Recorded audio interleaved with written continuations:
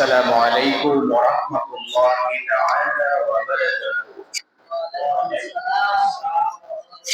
إن الحمد لله نحمده ونستعينه ونستغفره ونعوذ بالله من شرور أنفسنا ومن سيئات أعمالنا. من يهده الله فلا مضل له ومن يضلله فلا هادي له، ونشهد أن لا إله إلا الله وحده لا شريك له، ونشهد أن سيدنا وحبيبنا ومولانا محمدا عبده ورسوله الذي أرسله بالحق بشيرا ونذيرا وداعيا إلى الله بإذنه وسراجا منيرا. فقد قال الله تعالى في كلامه المجيد وقرآنه الحميد: أعوذ بالله من الشيطان الرجيم. بسم الله الرحمن الرحيم. إن الله وملائكته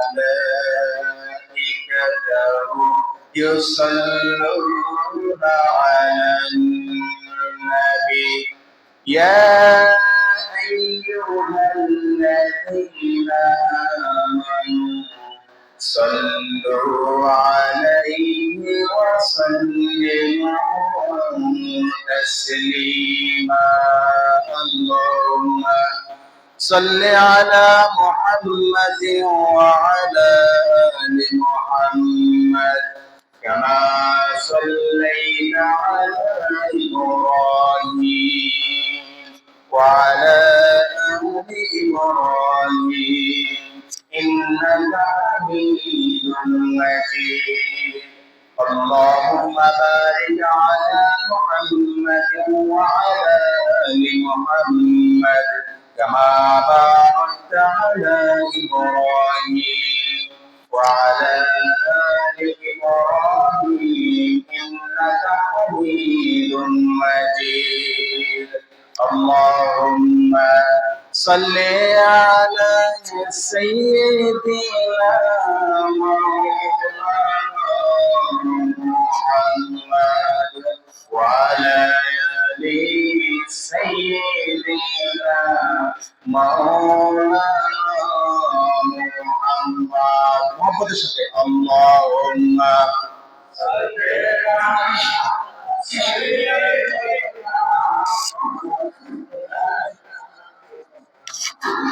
وعلى آل سيدنا مولانا محمد. طلع العلا بكماله كشف الدجى بجماله حسنت جميع خصاله صلوا عليه وآله. والحبيب الذي ترجى شفاعته لكل حول من الأقوال المقتحم بلغ العلا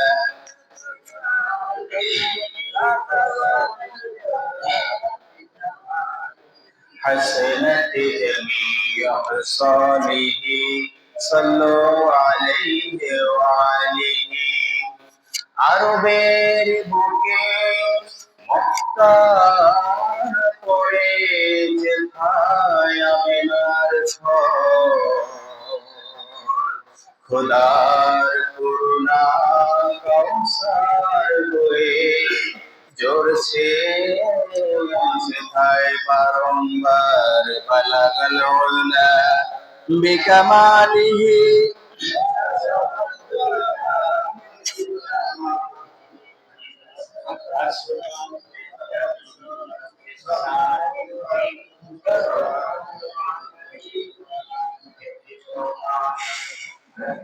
মুআজ্জাজ মুহতারাম মুরব্বিয়ানে কেরাম মুসল্লিয়ানে আযম সম্মানিত এলাকাবাসী, আমরা সর্বপ্রথম আল্লাহ তাআলার দরবারে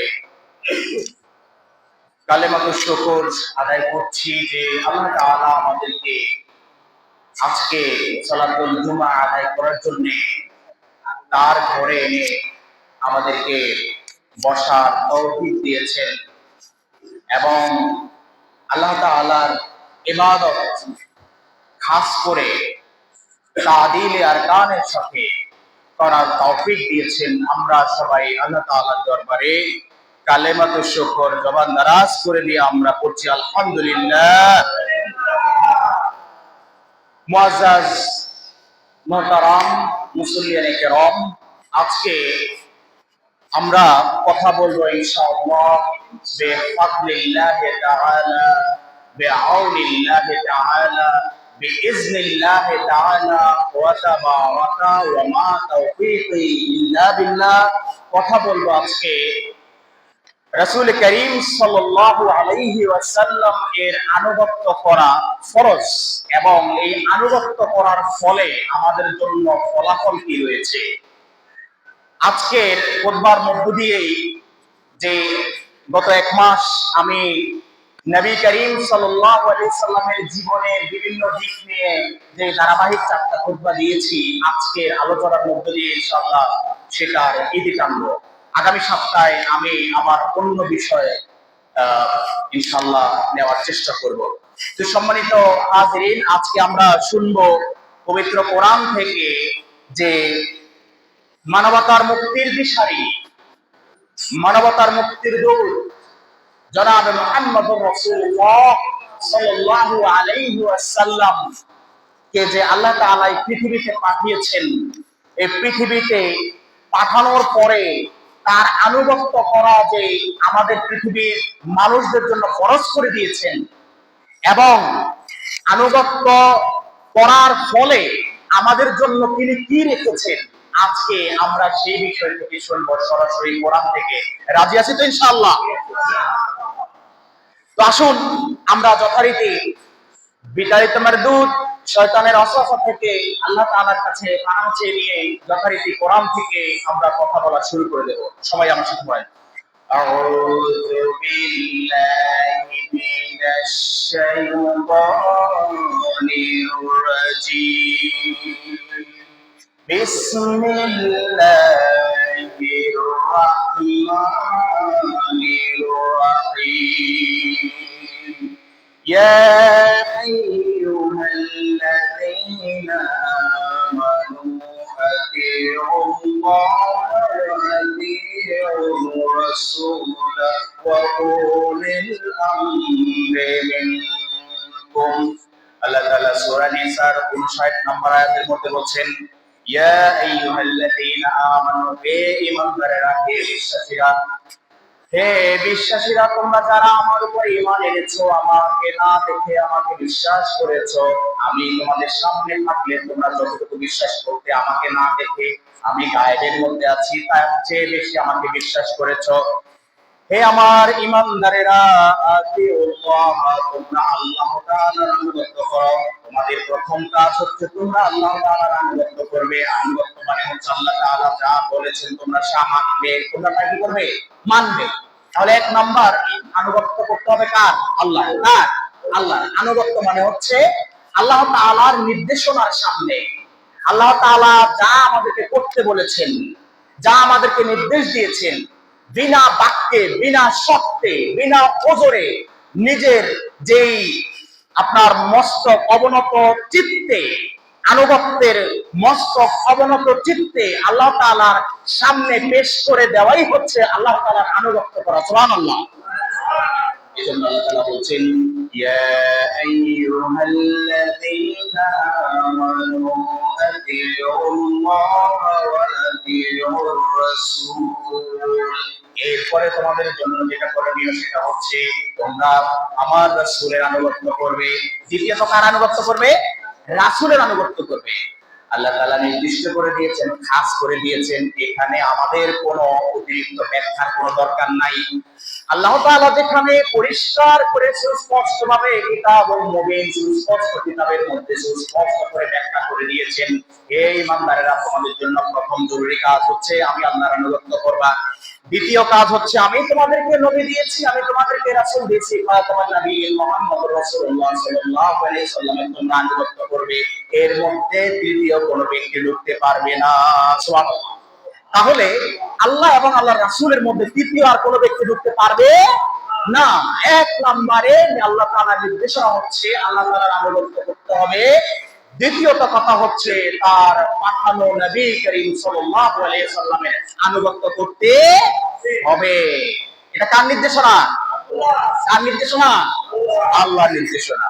ওয়া উলিল আমরি মিনকুম, আল্লাহ তাআলা এরপরে বলছেন তোমাদের মধ্যে যাদের হুকুম দেওয়ার অধিকার আছে।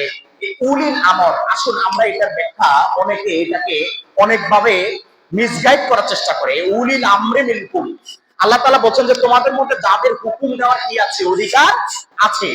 আমরা এটার তাফসীর, এটার ব্যাখ্যায় উলামায়ে কেরাম থেকে দুই ধরনের ব্যাখ্যা পাই। সেটা হচ্ছে যে উলিল আমর, এই উলিল আমর মানে হচ্ছে এক জায়গায় হচ্ছে যে তোমাদের মধ্যে যাদের হুকুম দেওয়ার অধিকার আছে, মানে যারা হক্কানে উলামায়ে কেরাম, যারা কি হক্কানে উলামায়ে কেরাম, আল উলামা ওয়ারাসাতুল আম্বিয়া, সত্যিকার অর্থে যারা নবীর ওয়ারিস, নবীগণের ওয়ারিস, যে সমস্ত উলামায়ে কেরাম পৃথিবীতে কি করে? আমলে সালেহ করে। কি করে? আমলে সালেহ করে। ইন্নাল্লাযীনা আমানু ওয়া আমিলুস সালিহাতি কানাত লাহুম জান্নাতুল ফিরদাউসি নুজুলা। আল্লাহ তাআলা বলছেন যে যারা এই পৃথিবীতে যারা আমলে সালেহ করে, ইন্নাল্লাযীনা আমানু, যারা প্রথমে ঈমান এনেছে এবং আমলে সালেহ করে। কি করে? আমলে সালেহ করে। আমলে সালেহ মানে কি? ভালো কাজ। কি কাজ করে? ভালো কাজ করে, নেকের কাজ করে, সওয়াবের কাজ করে, গুনাহের, পাপ কাজের কখনো নিকটবর্তী হয় না। এরা হচ্ছে এইরকম আলেম যারা রয়েছেন পৃথিবীতে, পৃথিবীর বুকে, এরাই হচ্ছে সত্যিকারে নবীগণের ওয়ারিস। সুবহানাল্লাহ। তাহলে উলিল আমরি মিনকুম, উলিল আমর মিনকুম, উলিল আমর দ্বারা উলামায়ে কেরাম এক জায়গায় বলেছেন যে আমাদের মধ্যে হক্কানি আলেমগণ। এখন এখানে আরেকটা বিষয় আছে যে আমাদের ভারতীয় উপমহাদেশে পীর প্রথার একটা কি আছে? প্রচলন আছে। এটা আপনি দেখবেন ইন্ডিয়ান সাবকন্টিনেন্ট, ভারতীয় উপমহাদেশ ছাড়া পৃথিবীর অন্য কোনো দেশে গেলে খুব একটা এগুলা নাই। পীর কি তারা এগুলা বুঝেও না। পীর শব্দটা আসলে এটার একটু ব্যাখ্যা আমরা জানি। পীর শব্দটা হচ্ছে ফার্সি শব্দ। কি শব্দ? ফার্সি শব্দ। কি শব্দ? ফার্সি শব্দ। এই ফার্সি শব্দ আমাদের দেশে একটা সময়ে, আমাদের দেশে ইসলাম কিন্তু ঢুকেছে সমুদ্র পথ দিয়ে। কি দিয়ে? সমুদ্র পথ দিয়ে, মানে চট্টগ্রাম বন্দর দিয়ে। সমুদ্র পথে আরব থেকে বণিকরা আসতো, তারা এসে তারপরে বাংলাদেশে ইসলাম প্রচার করেছেন। তারা ব্যবসার কাজে আসতেন, তারপরে এক উদ্দেশ্যে এসে আরেক উদ্দেশ্য হাসিল হতো। কি হতো? দিন প্রচার করতেন। কি প্রচার করতেন? দিন প্রচার করতেন। তাদের কথাবার্তা, তাদের আচার আচরণ, তাদের মুআমালাত, তাদের মুআশারাত, তাদের সবকিছু দিয়ে এই অঞ্চলের, এই ভূখণ্ডের মানুষকে আকৃষ্ট করেছেন, ইসলামের দিকে ধাবিত করেছেন, ইসলামের দিকে আকৃষ্ট করেছেন। এই সেখান থেকেই বাংলাদেশে আস্তে আস্তে ইসলামের প্রচার কাজ কি হয়? শুরু হয়।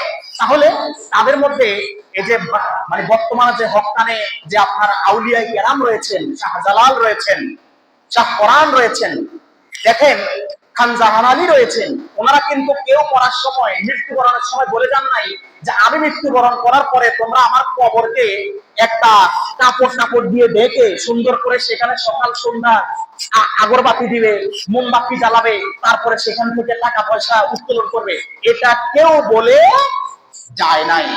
যদি আপনি আমাকে দলিল দেখাতে পারেন যে তারা বলে গিয়েছেন, তারা লিখে গিয়েছেন, আমিও আপনার সাথে আপনার কাছে শরীক হয়ে যাব, ঠিক না?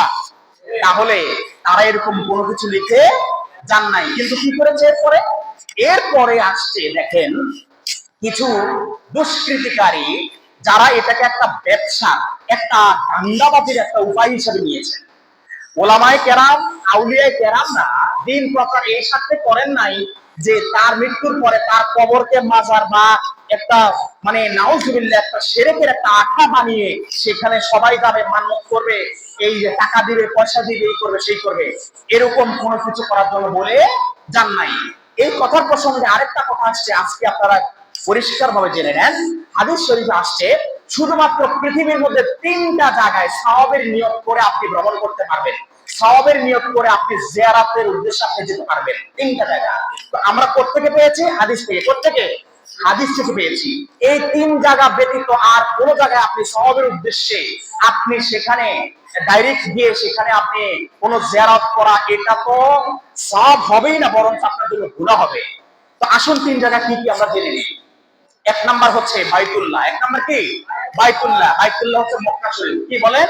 মক্কা শরীফ। তাহলে এই বাইতুল্লাহ 1 নম্বরে আল্লাহ তাআলা রাসূল সাল্লাল্লাহু আলাইহি সাল্লাম বলছেন যে বাইতুল্লাহ জিয়ারতের উদ্দেশ্যে তোমরা কি করো?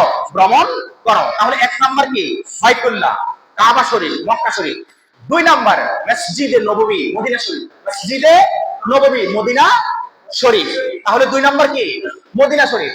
তৃতীয় হচ্ছে মসজিদুল আকসা, যেটা ফিলিস্তিনে অবস্থিত। যেটা কোথায়? ফিলিস্তিনে, মসজিদুল আকসা। তাহলে আসেন এই 3 জায়গা ব্যতীত, এই 3 জায়গায় আপনি জিয়ারত করার উদ্দেশ্যে, সওয়াবের উদ্দেশ্যে যদি আপনি জিয়ারত করেন, সফর করেন, আপনার সওয়াব হবে, সুবহানাল্লাহ। কিন্তু এর ব্যতীত আমাদের দেশে অনেকে আছে যে ওই যে আপনার ইন্ডিয়াতে আছে খাজা মঈনুদ্দিন চিশতি রাহমাতুল্লাহ আলাইহি, কত বড় আল্লাহর ওলি ছিলেন, কিন্তু তিনিও বলে যান নাই যে আমি আমার মৃত্যুর পরে তোমরা আজমি শরীফ খুলে সেখানে তোমরা একটা ব্যবসা প্রতিষ্ঠান তৈরি করো, তিনিও বলে যান নাই। তারপরে আমাদের দেশে সিলেটে হযরত শাহজালাল রাহমাতুল্লাহ আলাইহির কবর রয়েছেন, তিনিও সেখানে কি বলে যান নাই যে আমার মৃত্যুর পর তোমরা এটা একটা মাজার বানিয়ে নিও। এটা কারা করেছে?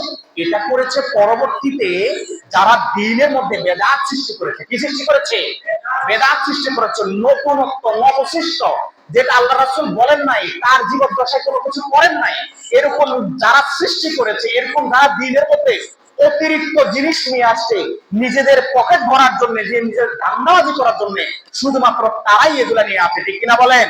তাহলে আপনি মনে করেন সিলেট গিয়েছেন যে কোনো কাজে, পাশ দিয়ে আসতেছেন, শাহজালাল রাহমাতুল্লাহ আলাইহির কবরে আপনি সেখানে নেমে একটু জিয়ারত করে নিলেন, এতে কোনো গুনাহ হবে না। কিন্তু নোয়াখালী, লক্ষ্মীপুর থেকে আপনি মানত করবেন, উদ্দেশ্য নিয়ে যাবেন যে সেখানে গিয়ে আপনি মুনাজাত করলে আল্লাহ আপনাকে পুত্র সন্তান দান করবে, আল্লাহ আপনাকে চাকরি দান করবে, আল্লাহে আল্লাহর কসম করে বলতে সম্মানিত হাজিরিন, এটা সুস্পষ্ট শিরক, শিরক, শিরক হবে। সুতরাং এই ধরনের কোনো কাজ করা যাবে না। আল্লাহর ওলি যারা ছিলেন, এরা ছিলেন সত্যিকার অর্থে দ্বীন প্রচারক। ওনারা দ্বীন প্রচার করেছেন লিওয়াজহিল্লাহি তাআলা ওয়া তাবারাকা, একমাত্র আল্লাহর সন্তুষ্টির জন্য। কার সন্তুষ্টির জন্য? আল্লাহর সন্তুষ্টির জন্য। ওনারা দ্বীন প্রচার করে আল্লাহর ওলি এই জন্য হয়ে যান নাই যে ওনাদের মৃত্যুর পরে আমরা সেখানে কবরের মধ্যে লাল সালু টালু দিয়ে আমরা সেখানে একটা ধান্দাবাজির একটা আয়োজন করবো, ঠিক না বলেন? সুতরাং এই ধরনের কাজ করা যাবে না। তাহলে আসেন উলিল আমর মিনকুম। উলিল আমর মিনকুম কারা? উলিল আমর মিনকুমের মধ্যে আরেকটা ব্যাখ্যা হচ্ছে আয় আমলে সালেহ। আয় আমলে সালেহ, আমলে সালেহ মানে কি? ভালো কাজ, নেক কাজ। তার মানে এবার আসেন আমরা 2টা ব্যাখ্যাকেই আমরা যদি একসাথে করি, যে আল্লাহ তাআলা বলছেন যে হে ঈমানদাররা, তোমাদের জন্য প্রথম কাজ হচ্ছে তোমরা আমার আনুগত্য করবে, দ্বিতীয় কাজ হচ্ছে কি? তোমরা আমার রাসূলের আনুগত্য করবে। তোমরা আমার কার আনুগত্য করবে? রাসূলের আনুগত্য করবে। 3 নাম্বার কাজ হচ্ছে ওয়া উলিল আমরি মিনকুম। এটা দ্বারা আমরা এখন 2টা আমরা 2টা মাফহুম পেয়েছি। একটা হচ্ছে তোমাদের মধ্যে যাদের হুকুম দেওয়ার অধিকার আছে, যাদের হুকুম দেওয়ার অধিকার আছে, মানে হচ্ছে যারা হক্কানি উলামায়ে কেরাম। আরেকটা জিনিস খেয়াল রাখবেন, হক্কানি উলামায়ে কেরাম কখনো নিজ থেকে বানিয়ে অতিরিক্ত কোনো কিছু বলে না। তারা কেন বলে না? কারণ তারা এই জিনিসটা জানে যে নবী করিম সাল্লাল্লাহু আলাইহি সাল্লামের ব্যাপারে আল্লাহ তাআলা কোরআনের মধ্যে সূরা হাক্কার মধ্যে ৪৪ নম্বর আয়াতে দেখেন আল্লাহ তাআলা সেখানেও পরিষ্কার করে দিয়েছেন উলামায়ে কেরাম কোন জায়গা থেকে ভয় পাচ্ছেন। আল্লাহ তাআলা সূরা হাক্কার মধ্যে বলছেন ওয়ালাউ তাআওয়ালা আলাইনা বা'দাল আকাওয়িল, যদি আমার নবী আমার নামে কোনো মিথ্যা রচনা করে দিতেন তাহলে আমি কি করতাম?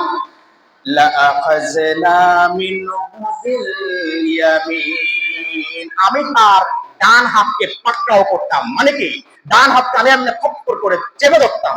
এটা কে বলছেন? কে বলছেন? আল্লাহ বলছেন।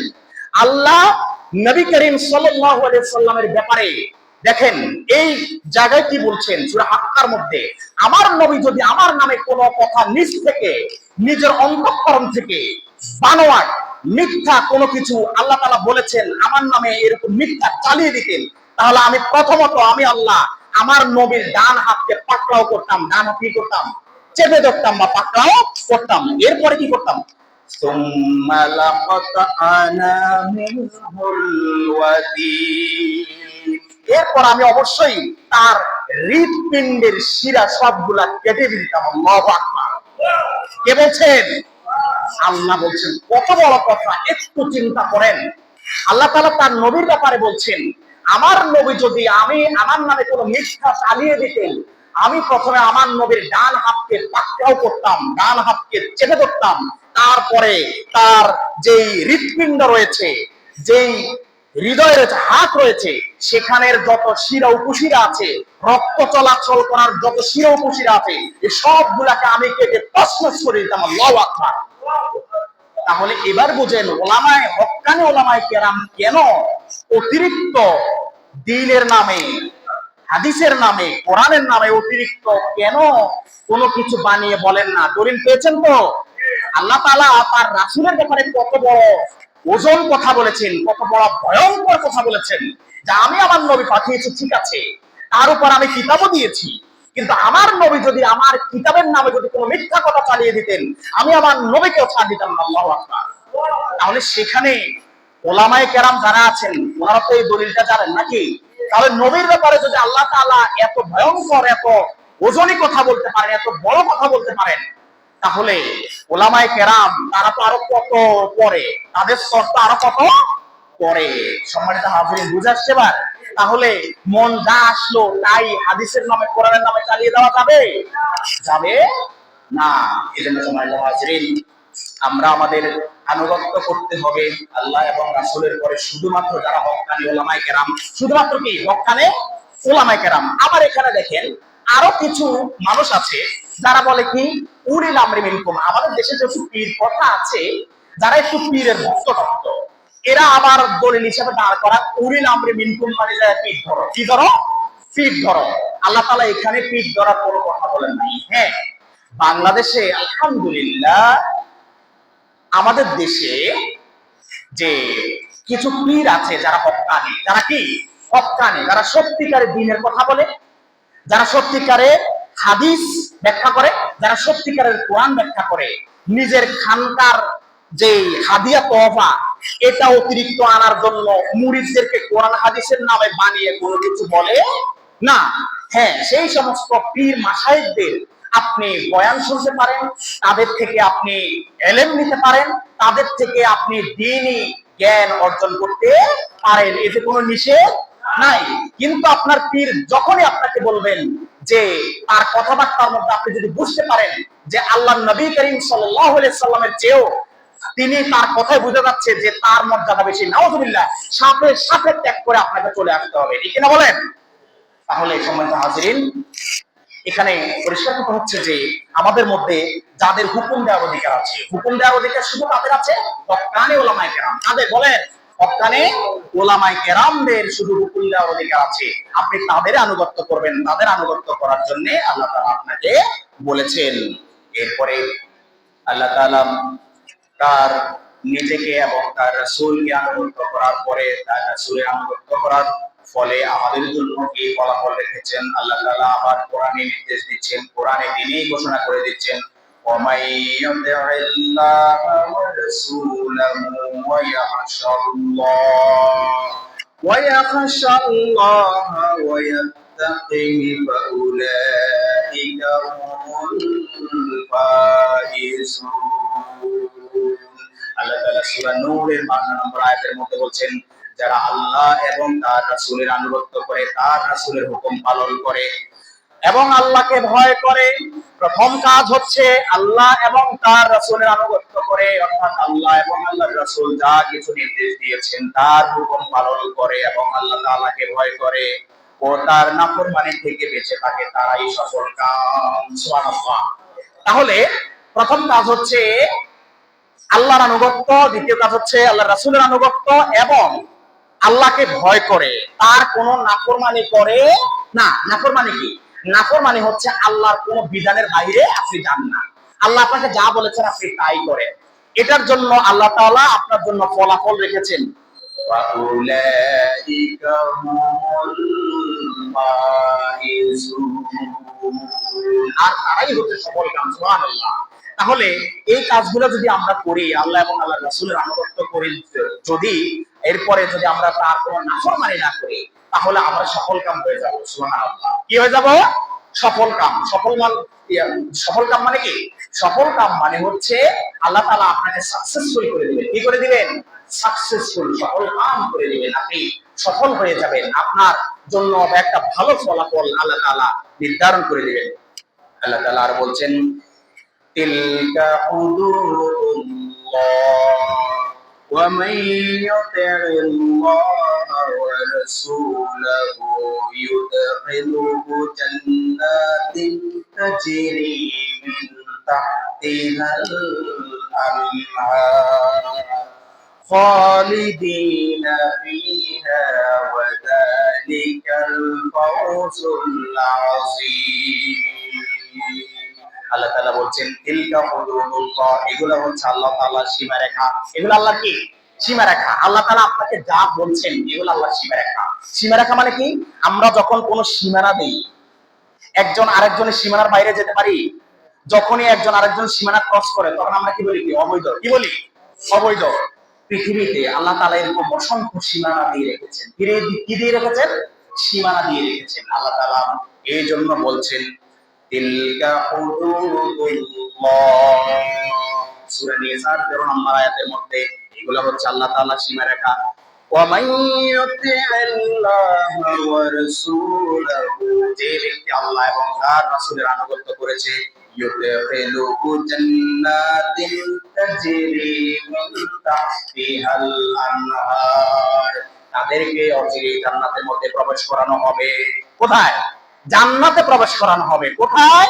জান্নাতে। কে প্রবেশ করাবেন? আল্লাহ। যদি কি করি?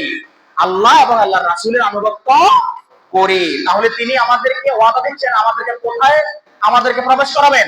জান্নাতের মধ্যে প্রবেশ করাবেন। ইউদখিলুহু জান্নাতিন তাজরি মিন তাহতিহাল আনহার, এমন জান্নাত যে জান্নাতের নিচ দিয়ে নহর প্রবাহিত হয়ে গেছে। সুবহানাল্লাহ। আপনি পৃথিবীতে বসে যা চিন্তা করতে পারবেন কিন্তু কুলায় উঠতে পারবেন না যে কত সুন্দর হবে। আল্লাহু আকবার। তাহলে আল্লাহ তাআলার ঘোষণাগুলো কত সুন্দর। শুধুমাত্র এই পৃথিবীর পার্থিব এই সামান্য একটু সময়টা যদি একটু সুন্দরভাবে আল্লাহ এবং আল্লাহর রাসূলের আনুগত্য করে কাটিয়ে দেওয়া যায়, তাহলে কত সুন্দর একটা জগৎ আমাদের জন্য অপেক্ষা করতেছে। আল্লাহু আকবার। এই পৃথিবীর মানুষ যদি বুঝতো, তাহলে আর কি দ্বিতীয়বার অন্যায় অপরাধে লিপ্ত হতো না। ইউদখিলুহু জান্নাতিন তাজরি মিন তাহতিহাল আনহার খালিদিনা ফিহা, সেখানে তারা আজীবন থাকবে। সুবহানাল্লাহ। সেই যেই জান্নাতের তলদেশ দিয়ে নহর প্রবাহিত হয়ে গেছে, তারা এই জান্নাতের প্রবেশ একবার করবে, এই জান্নাত থেকে আর কখনো তাদেরকে বের করে দেওয়া হবে না। সুবহানাল্লাহ। ওয়া যালিকাল ফাওজুল আযীম। আর এটা হচ্ছে মহা সফলতা। ফাউজুল আজিম, আজিম মানে হচ্ছে মহান, বিশাল, ফাউজন মানে হচ্ছে সফলতা। ফাউজুল আজিম, তাহলে এই সফলতাটা কেমন সফলতা? বিশাল সফলতা। তাহলে সফলতা কখন আসবে বলেন? এক নাম্বার কার আনুগত্য করতে হবে? আল্লাহ। কার? সবাই একটু আমার সাথে শব্দ করবেন। প্রথম কার আনুগত্য করতে হবে? দুই নাম্বার কার আনুগত্য করতে হবে? রাসূল করিম সাল্লাল্লাহু আলাইহি সাল্লামের আনুগত্য করতে হবে। তিন নাম্বার আনুগত্য করতে হবে কার? হক্কানে ওলামায়ে কেরামের। কাদের বলেন? হক্কানে ওলামায়ে কেরামের। এর ভিতরে কোনো হাবিজাবি ঢুকানো যাবে যাবে না। সম্মানিত হাজিরিন, এজন্য কিতাব মুবিন, আল্লাহ তাআলা বলছেন আমার এই কিতাব সুস্পষ্ট, এই সুস্পষ্ট কিতাব থেকে তুমি দাস নাও। আমি আল্লাহ তোমাকে দাস দিয়েছি, শিক্ষক হিসাবে আমার নবীকে পাঠিয়ে দিয়েছি। সুবহানাল্লাহ। আল্লাহ তাআলা এরপরে বলছেন ওয়াল্লাযী আরসালা রাসূলাহু বিল-হুদা ওয়া দীনিল হাক্কি লিইয়ুযহিরাহু আলা-দ্দীনি কুল্লিহি ওয়ালাউ কারিহাল মুশরিকুন। আল্লাহ তাআলা বলছেন ওয়াল্লাযী আরসালা রাসূলাহু, তিনি হচ্ছেন সেই আল্লাহ, তিনি তার রাসূলকে হিদায়াত এবং সত্য দ্বীন সহকারে দুনিয়াতে পাঠিয়েছেন, যাতে তিনি এই দিনকে পৃথিবীর বুকে সবকিছুর উপরে রাখতে পারেন, এই দিনকে বিজয় করতে পারেন। ওয়ালাউ কারিহাল মুশরিকুন, আর এই কাজটা মুশরিকদের যত অপছন্দই হোক না কেন, আল্লাহ তাআলা ওয়াদা দিচ্ছেন তার নবীর মাধ্যমে তিনি ইসলামকে পৃথিবীর মধ্যে বিজয়ী একটা দিন হিসাবে গ্যারান্টি দিয়ে নিশ্চিত করবেন। আল্লাহু আকবার। এই ওয়াদা কার? আল্লাহ। এই ওয়াদা কার? তাহলে পৃথিবীতে যত বাতিল যত কিছুই থাকুক না কেন, তারা যত ষড়যন্ত্রই করুক না কেন, মূলত দিন বিজয় হবে একটা। সেই দিনের নাম কি বলেন তো? ইসলাম। সেই দিনের নাম কি? সেই দিনের নাম কি? যেই দিন বিজয় অর্জন করবে, সেই দিনের ছায়াতলে যদি আপনি থাকতে পারেন তাহলে আপনি সফল কাম।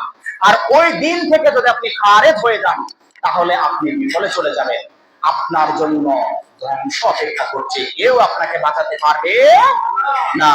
সম্মানিত হাজিরিন, এরপরে আমি আপনাদেরকে সর্বশেষ যে রেফারেন্সটা দিচ্ছি, আল্লাহ তাআলা সূরা নজমের ৩ এবং ৪ নম্বর আয়াতের মধ্যে বলছেন ওয়া মা ইয়ানতিকু আনিল হাওয়া ইন হুয়া ইল্লা ওয়াহয়ুন ইউহা।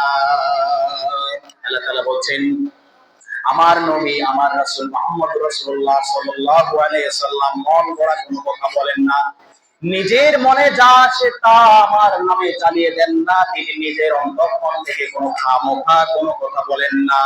ইন হুয়া ইল্লা ওয়াহয়ুন ইউহা,